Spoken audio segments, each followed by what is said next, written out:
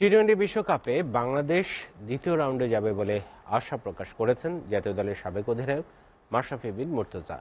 Group পর্বে দক্ষিণ আফ্রিকাকে হারানোর স্বপ্ন দেখেন তিনি। বিশ্ব আসরে অভিজ্ঞ সাকিব মাহমুদুল্লাহর কাছেও বড় প্রত্যাশা নড়াইল এক্সপ্রেসের। নুরুদ্দিন খানের প্রতিবেদন। পুরো টিম দেখিনি, কি কেমন অবস্থা আছে তাও জানি না। কন্ডিশন ওইখানে দেখি নাই, তো কন্ডিশন না দেখলে কেমন বলবো চ্যালেঞ্জিং।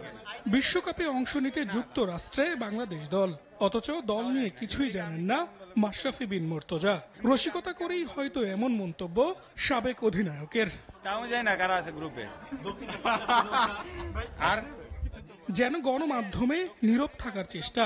তবে কি জাতীয় দল ইস্যুতে আক্ষেপ জমেছে মাশরাফির মনে? প্রিমিয়ার লিগ এর বাইরে তোর খেলা দেখি নাই। না, কেন না, নিজেই খেলতেছি এখনো, মন খারাপ হবে কেন? ফলো করা হয় না অন্যান্য কাজ কর্মব্যস্ততায়। বিশ্বকাপের গ্রুপ পর্বে শ্রীলঙ্কা ও দক্ষিণ আফ্রিকার মতো প্রতিপক্ষকে পাচ্ছে বাংলাদেশ। নেপাল, নেদারল্যান্ডস তো বটেই, প্রোটিয়াদেরও হারানোর স্বপ্ন দেখছেন সাবেক অধিনায়ক। দক্ষিণ আফ্রিকা শ্রীলঙ্কার সাথে মনে হয় যে কোনো একটা জিততেই হবে। আশা করি ইনশাল্লাহ ভালো করবে একটা।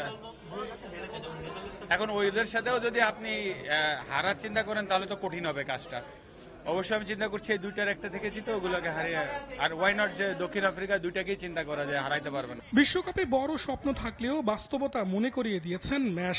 তার মতে গ্রুপ পর্বের পারফরমেন্সেই বলে দেবে সব। আমি অবশ্যই চাইবো বাংলাদেশ চ্যাম্পিয়ন হয়ে আসুক, বাট রিয়েলিস্টিকলি ভাবতে হবে কেমন খেলছে ওখানে, উইকেট কেমন, কন্ডিশন কেমন। দুই সিনিয়র সাকিব মাহমুদুল্লাহর কাছে প্রত্যাশা রেখেছেন মাশরাফি বিন মুর্তজা। সাকিবকে নিয়ে আলাদা করে তো বলার কিছু নাই, সবসময় বেস্ট পারফরমেন্স সবাই আশা করবো থেকে এটাই। নুরুদ্দিন খান, এসএ টিভি, ঢাকা।